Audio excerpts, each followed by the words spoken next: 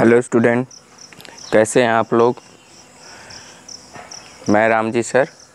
आज हम लोग पढ़ेंगे लेक्चर नंबर 3 में characteristics of particles of matter of the unit number 1 that is matter in our surrounding.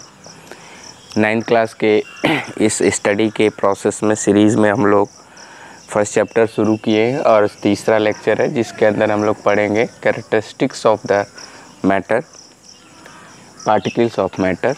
And here the 3 characteristics are, 3 विशेषताएं होती हैं पार्टिकल्स ऑफ मैटर के। First it is here intermolecular space. Means यदि हम matter की बात करें, matter क्या है? The things of the space which occupy the things of the universe which occupy the space. So here it is the matter. This matter is just made up of the small particles, and there is the space between these two particles.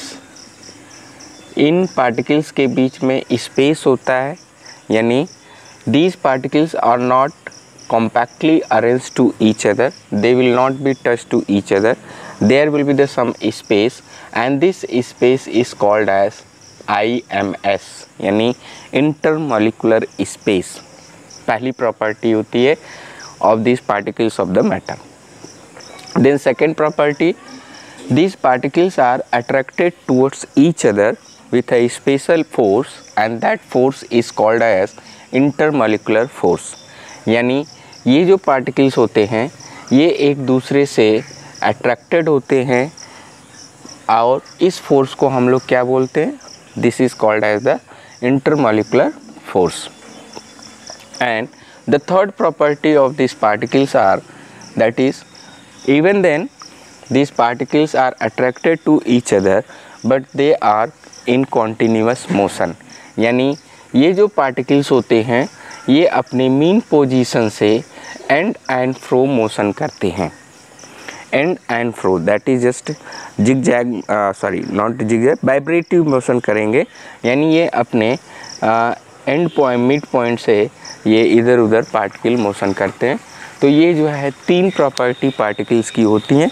पहला है they will have the intermolecular space. Second is they will just experience one special type of the force that is called as the intermolecular force. And the third is these particles are into the continuous motion.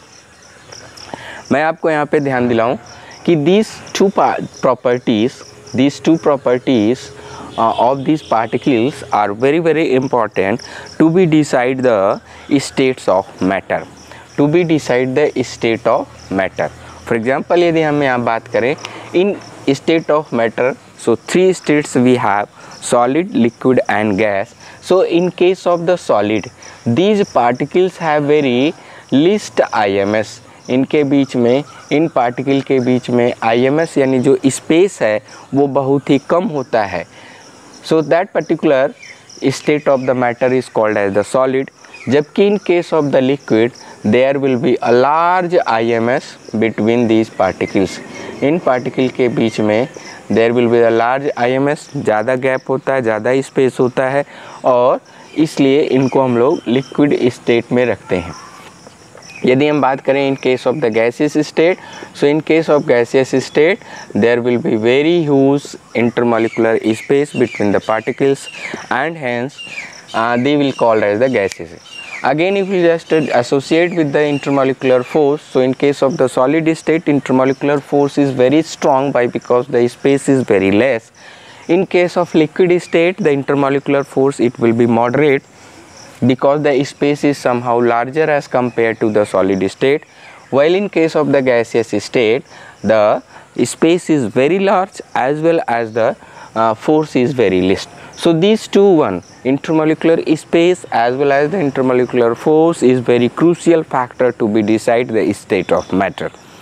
इतना आज हम लोग सीखते हैं और lecture number 4 में हम लोग property of matter, state of matter की बात करेंगे. That is state of matter, 3 state we have, that is the solid, liquid and gas, और इनकी क्या प्रॉपर्टी होगी हम लोग L4 में देखेंगे, लेक्चर नंबर 4 में। आप हमारे साथ बने रहिए, पढ़ते रहिए NCERT बुक को, अपना असाइनमेंट, अपना नोट्स बनाते रहिए, और जो भी डाउट हो हमारे कॉन्टैक्ट नंबर पे आप कॉन्टैक्ट करते रहिए। Thank you very much.